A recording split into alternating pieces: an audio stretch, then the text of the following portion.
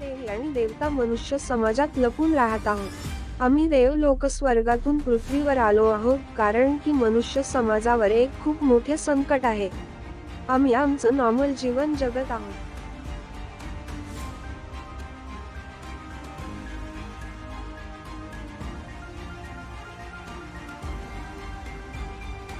शेवटी तो काळा दिवस आलाच। मनुष्य समाजावर असलेले मोठे संकट म्हणजेच राक्षसांनी मानवी सभ्यता नष्ट करण्यासाठी शहरांवर आक्रमण केले।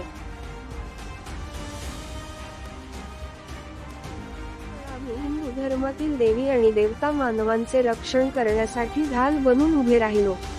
आमच्या दिव्य शक्तीने राक्षस मुक्त झाले।